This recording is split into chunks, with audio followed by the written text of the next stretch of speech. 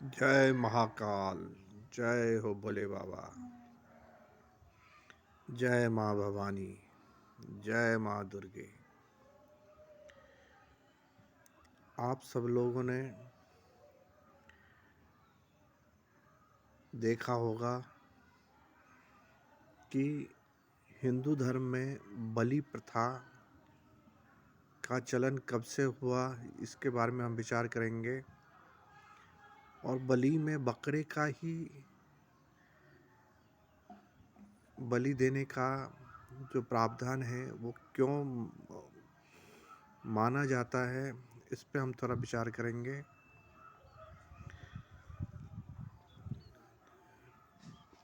ऐसा माना जाता है कि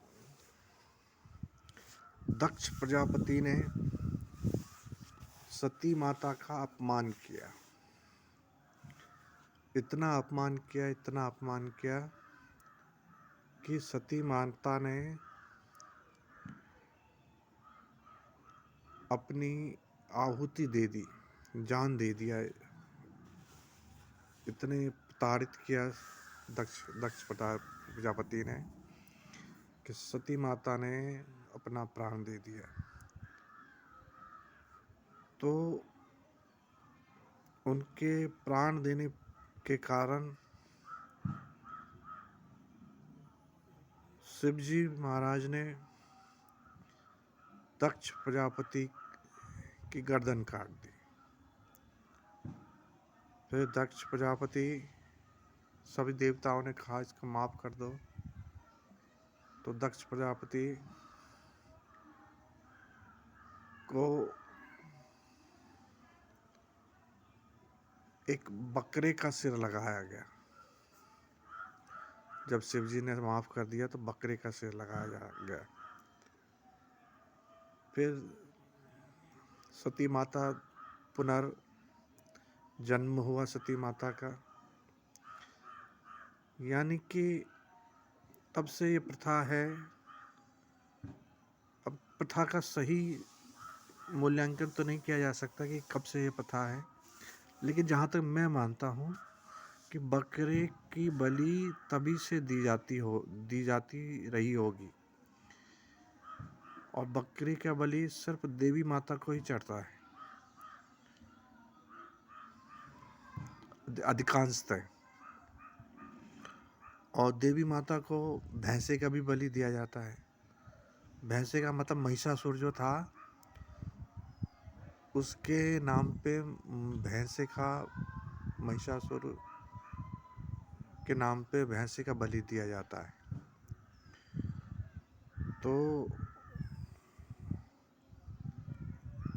गरुड़ पुराण में भी कहा गया है कि मनुष्य योनि में पाप करने के बाद पशु में जन्म आदमी लेता है, पशु योनि में जन्म लेता है। तो यानी कि जो देवी का अपराधी होता है, देवी का अपराधी यानी कि वो बकरे में या भैंसे में जन्म होता है। और इसी कारण से बकरे को और भैंसे को देवी पे बलि चढ़ाया जाता है। बलि तो कई प्रकार के होते हैं। कुछ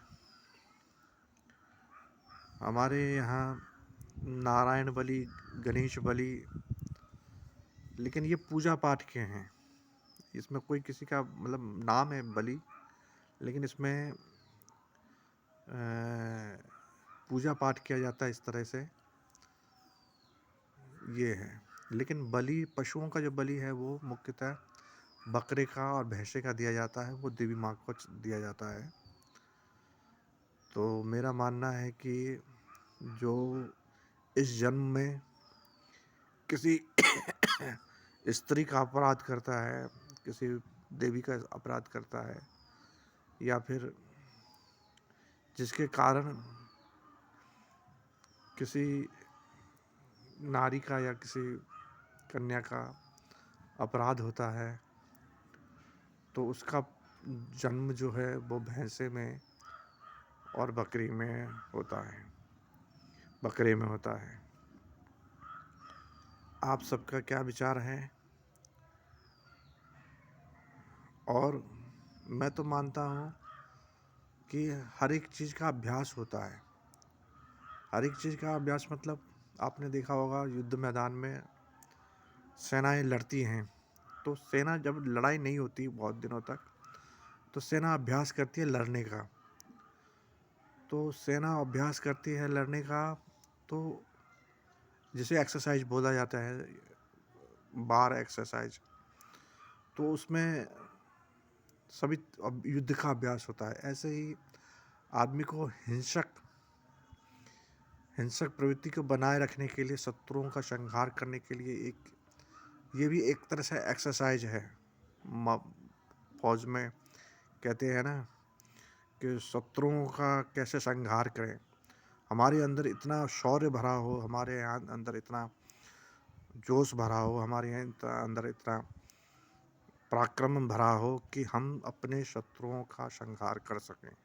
उस समय हमारा दिल दहलना नहीं चाहिए। उस समय हमें मजबूती से खड़े रहना चाहिए। दया हम करें अपनों पे, अपने देश के जो भक्त हैं उन पे दया करें, देशवासियों पे दया करें, लेकिन जो देश के द्रोही हैं, जो देश के शत्रु हैं, उनके प्रति आक्रोश रखना एक युद्ध अभ्यास भी एक बलि है, बलि की तरह ही है, जिसे हर एक सैनिक को करते रहना चाहिए। और हर एक आगे गांधी जी ने भी यही कहा है कि दूसरा गाल हम दे सकते हैं मारने के लिए, लेकिन इसका मतलब ये नहीं है कि हम पराक्रम को भूल गए हैं,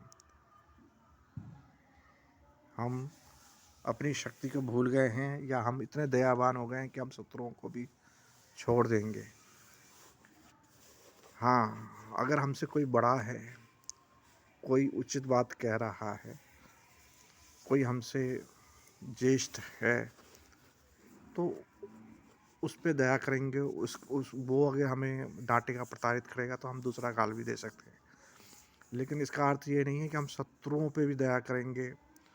तो शत्रुओं को पर दया करने के बाद हमें युद्ध के मैदान में हम अगर दया करने लग जाएंगे तो शत्रु हम पे हावी हो जाएंगे। तो ये भी एक तरह का अभ्यास है, युद्ध अभ्यास, जिसे हिंदू धर्म में करते रहना चाहिए।